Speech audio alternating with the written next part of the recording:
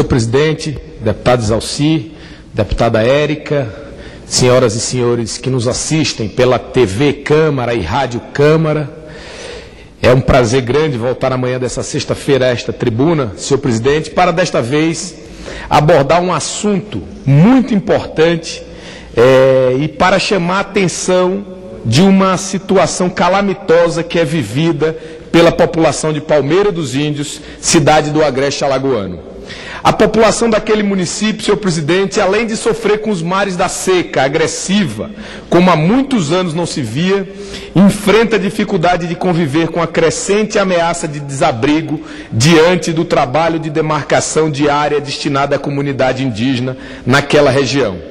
A portaria 4.033, de 14 de dezembro de 2010, da Fundação Nacional do Índio, declarou a posse permanente ao grupo indígena Chucuru Cariri sobre a área de terras localizada no município de Palmeira dos Índios. A demarcação da área indígena em Palmeira dos Índios apresenta, porém, uma série de particularidades que precisam ser relatadas, senhor presidente, para que toda a sociedade alagoana e brasileira tome conhecimento.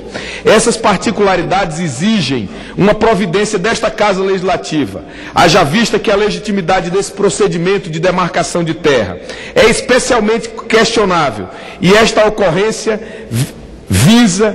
visada pode ter a identidade com outros procedimentos demarcatórios realizados pela FUNAI. Os pareceres técnicos elaborados pela FUNAI, no caso de Palmeira dos Índios, dão conta que há mais de um século não há posse de indígena sobre a área que se pretende demarcar. Peço licença para ler um trecho do parecer apresentado pela Coordenação Geral de Identificação da FUNAI. Abre aspas. Os índios de Palmeira dos Índios, que em meados do século XIX haviam tido a propriedade de sua légua, em quadra assegurada por sentença judicial transitada em julgado, viram sua terra escapar-lhes legalmente das mãos. Para parte da gleba fora tomada por particulares e posteriormente adquirida do governo imperial. Em 1988, senhor presidente, a população total indígena cadastrada era de 634 índios, com 125 famílias, da quais 107 habitavam a fazenda Canto e 18 famílias, com 70 pessoas, encontravam-se na fazenda Mata Cafurna. O parecer preciso ao identificar que em 1988 a população total indígena cadastrada era de 634 índios, com 125 famílias, sendo que 107 famílias habitavam a fazenda Canto e 18 famílias restantes encontravam-se na Mata da Cafurna. As duas áreas citadas são distantes da que está sendo demarcada, senhor presidente. Esta afirmação é de grande importância ao entendimento do caso, pois apresenta de forma taxativa que a área ocupada pelos indígenas cadastrados em 1988, ano da promulgação da Constituição Federal, não é a área que hoje está em processo de demarcação.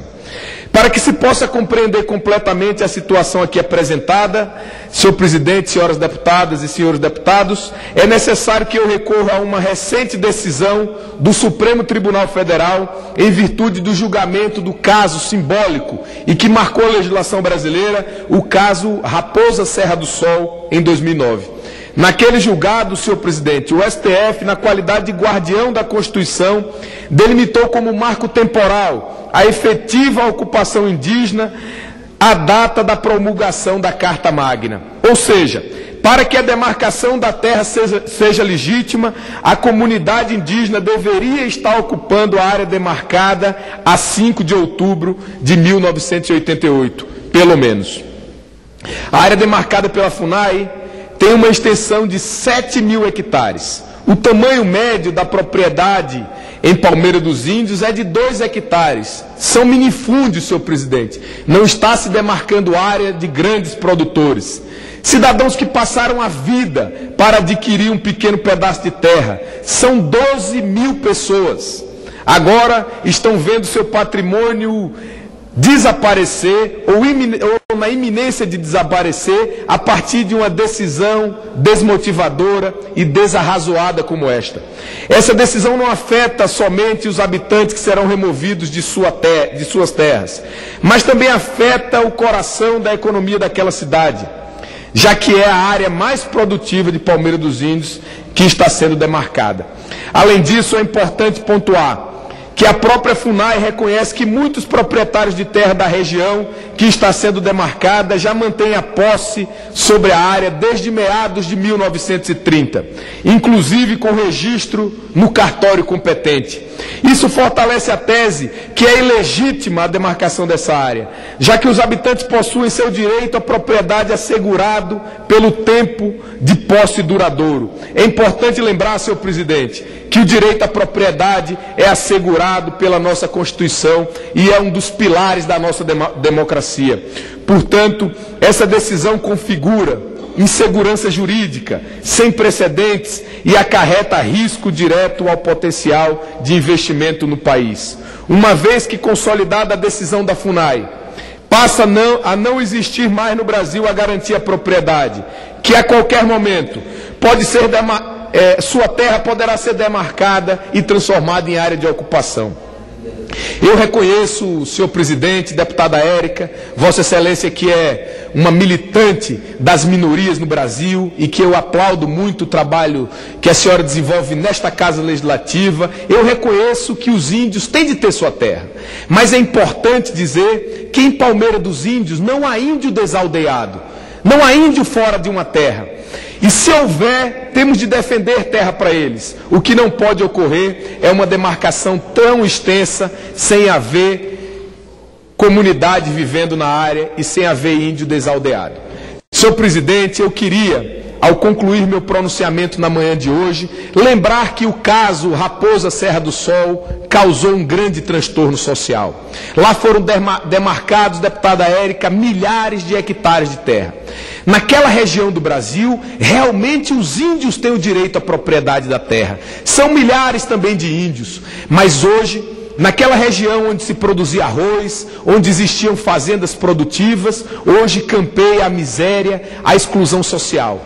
Porque os índios que lá residem, eles não estão mais acostumados com a caça, com a pesca, com a agricultura de subsistência. Eles precisam conviver por meio da comunidade moderna. O país tem que dar condição para que os nossos índios, os índios brasileiros, possam conviver com suas origens, cultuar suas culturas, ter qualidade de vida, ter acesso à saúde, ter acesso à educação para orientar seus filhos no futuro, mesmo que seguindo suas tradições. Mas nós não podemos fazer isso barrando o desenvolvimento econômico de regiões. Não pode ser dessa forma, porque senão nós resolvemos um problema, criando um outro problema ainda maior. Lá no caso de Raposa Serra do Sol, os índios estão migrando da floresta para as cidades, e esse é o maior problema que todos nós não gostaríamos de estar observando. É por isso, senhora presidente, que eu estive ontem com o ministro da Justiça, José Eduardo Cardoso, homem capacitado, competente,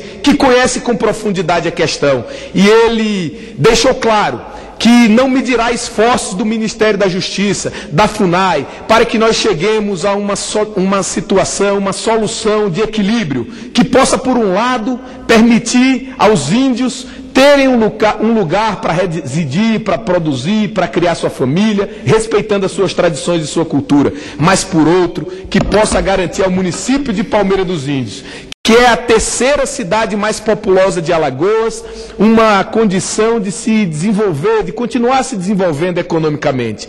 Este município, aquele município que sofre tanto com a seca e que está sofrendo com a iminência da demarcação de terras. Eu, enquanto deputado federal, votado pelo povo de Palmeira, representante de Palmeira dos Índios nesta Câmara Legislativa, na Câmara Federal, estarei aqui lutando para que a gente possa conseguir uma solução que preserve a propriedade privada e que dê condição para os índios viverem sua vida. Enquanto não houver índio desaldeado em Palmeira dos Índios, nós não podemos permitir demarcação de terra. E se houver índio desaldeado, eu estarei aqui defendendo para que a sua área seja resolvida, para que eles possam viver a sua vida. Muito obrigado, senhora presidente, era o que tinha a dizer nesta manhã.